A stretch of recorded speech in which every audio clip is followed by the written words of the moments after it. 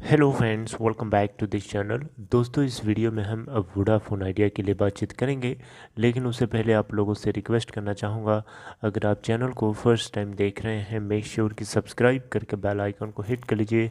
और डीमैट या trading account के लिए डिस्क्रिप्शन बॉक्स में लिंक दिया गया है। अगर आप नए हैं स्टॉक मार्केट के लिए, तो आप डिस्क्रिप्शन बॉक्स में दिए हुए लिंक को क्लिक करके अब स्टॉक में अकाउंट ओपन करवा सकते हैं। बहुत ही सिंपल प्रोसेस है। दोस्तों, चलिए बात करते हैं वोडाफोन आइडिया।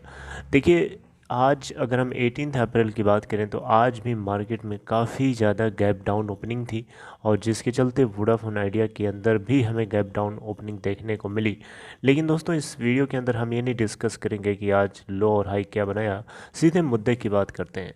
दोस्तों, इस नेगेटिविटी से भरे हुए माहौल में अब जब वोडाफोन आइडिया जितने सारे प्रॉब्लम से बाहर निकल चुका है, बहुत सारी प्रॉब्लम्स थी जिन प्रॉब्लम्स के बीच में फंसा हुआ था, और इसके सरवाइव करने की जो सिचुएशन थी बहुत ही डिफ़िकल्ट थी, और आज भी डिफ़िकल्ट है। लेकिन पहले एक सर्टेनिटी नहीं थी, लेकिन अब तो एक सर्टेनिटी कम से कम बन चुकी है कि कम से कम वोडाफोन आइडिया मार्केट में रहने वाला है, बने रहने वाला है, भागने वाला या फिर लिक्विडेट होने वाली सिचुएशन नहीं है, राइट।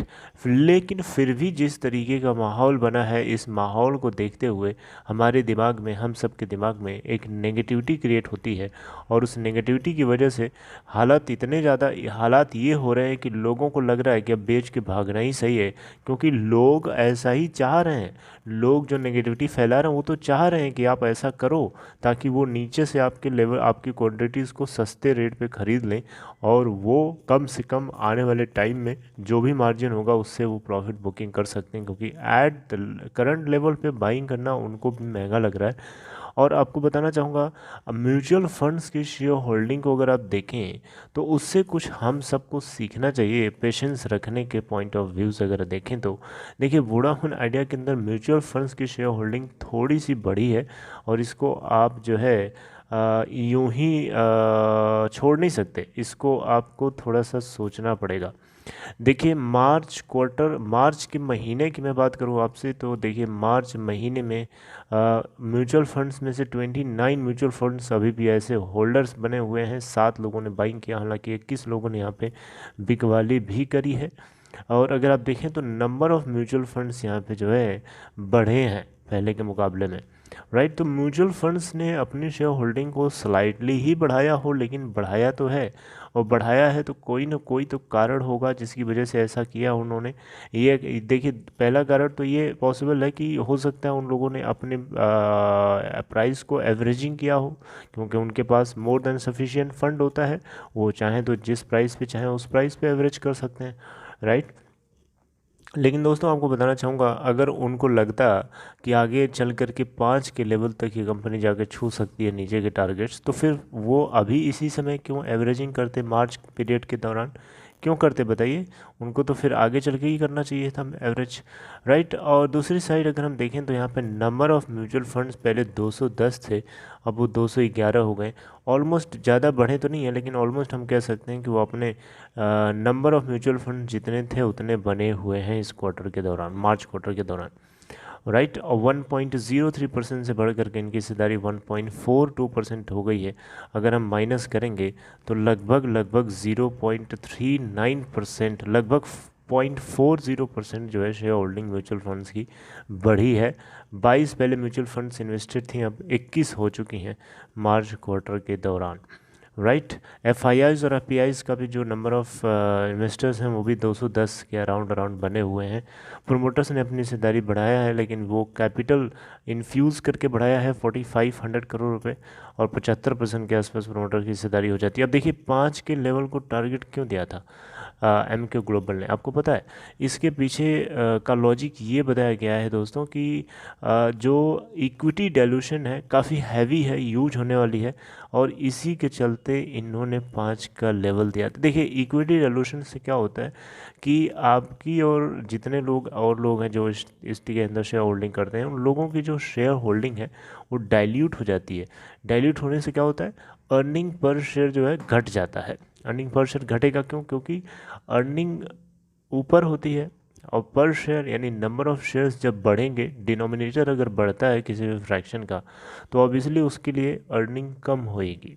यानी पहले अगर एक रोटी में 4 लोग खाते थे, अब वही रोटी है लेकिन नंबर ऑफ़ जो शेयर होल्डर्स हैं बढ़ के 10 हो गए, तो अब आपको एक रोटी में से 1/10 हिस्सा मिलेगा, ना कि 1/4। पहले 1/4 मिलता था, यानी आप 25% के हकदार थे, और अब आप 10% के हकदार रह जाएंगे। तो ये इसका मतलब है। इसका मतलब ये बिल्कुल नहीं है कि आपके डीमेट अकाउंट से नंबर ऑफ़ शेयर्स रिड्यूस हो जाएंगे, जितने पहले थे उतने ही अभी भी रहेंगे, लेकिन आपको अर्निंग अगर कंपनी करेगी तो उसका जो अर्निंग है उसमें से जो आपको पहले मिलता था वो अब कम मिल सकता है। यानी इससे स्टॉक प्राइस डाउन जाता है जनरली, अगर पी रेशियो गिरता है तो, राइट। अर्निंग पर शेयर अगर गिरता है तो कंपनी का स्टॉक प्राइस नीचे जाता है, और इसी को लेकर के हैवी डाइल्यूशन के चक्कर में एमके ग्लोबल ने ये टारगेट दिए हैं।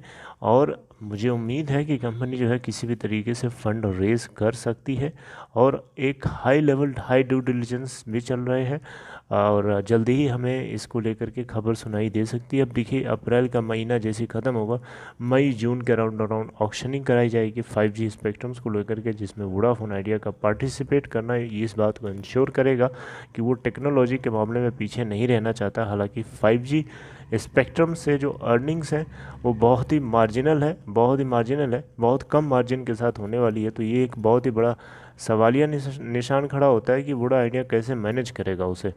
एक तो लो प्रॉफिट मार्जिन के ऊपर काम करना है, ऊपर से इनको 4G इंफ्रास्ट्रक्चर के ऊपर पैसे चाहिए लगाने के लिए। तो कम से कम वोडाफोन आइडिया ट्राई तो कर रहा है ना अपने आप को सर्वाइव ही ना कराने के लिए, बल्कि अपने आप को कॉम्पिटिटिव बनाने के लिए कोशिश तो कर रहा है हर तरीके से। इतना सारा कर्जा इस कंपनी के ऊपर सरकार ने लाद करके दे दिया। सरकार को अब देखिए, सरकार कितनी निर्दयता दिखा रही है।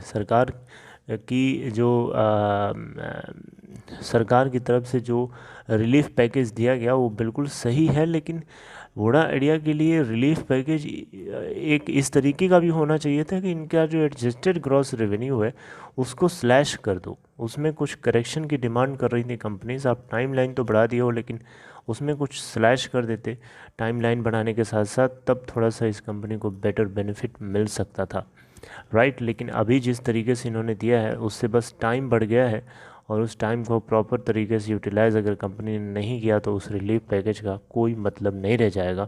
और उसको लेकर के कंपनी अपने इस टाइम लाइन को बेटर यूटिलाइज़ तभी करेगी जब भारत सरकार अपनी जगह अपनी जो चीज़ें बोल रही टाइम, पहली चीज़ तो भारत सरकार ने यही नहीं क्लियर किया कि वो 36% इक्विटी इंटरेस्ट लेना चाहेगी कि नहीं लेना चाहेगी इस कंपनी के अंदर, राइट। उसको अभी तक क्लियर कर देना चाहिए। वो डिले कर रही है, जिसकी वजह से यहाँ पे इधर भी डिले हो रहा है, राइट। तो चलिए आज देखते हैं दोस्तों क्या होता है आगे। कोई अपडेट आएगी तो मैं आपसे डिस्कस करूंगा, लेकिन आपको बस यही कहूँगा कि हैवी नेगेटिविटी के बीचों बीच में आप जो है मझधार में फंस चुके हैं, और डूबने के ऑप्शन को मत देखिए डूबने के ऑप्शन को, राइट। कोई डुबाने की कोशिश कर रहा है, फिर भी आप उससे दूर भागिए, बचे रहिए। और इसीलिए शायद मैं आपको ये वीडियोस बार बार पोस्ट करके बचाने की कोशिश कर रहा हूँ, क्योंकि मैं जानता हूँ आप सब लोगों के पेन को, आप लोगों का जो पोर्टफोलियो है 30 to 40%, किसी का 50%, किसी का 60-70% अभी भी माइनस में है। ऐसे लोगों को मैं समझ सकता हूँ, because I have also seen some days 98% तक का पोर्टफोलियो रेड में था। मैं इस चीज़ को अच्छे से महसूस कर सकता हूँ, क्योंकि मैं उस चीज़ से गुजर रहा हूँ ऑलरेडी, और आपको पता भी है।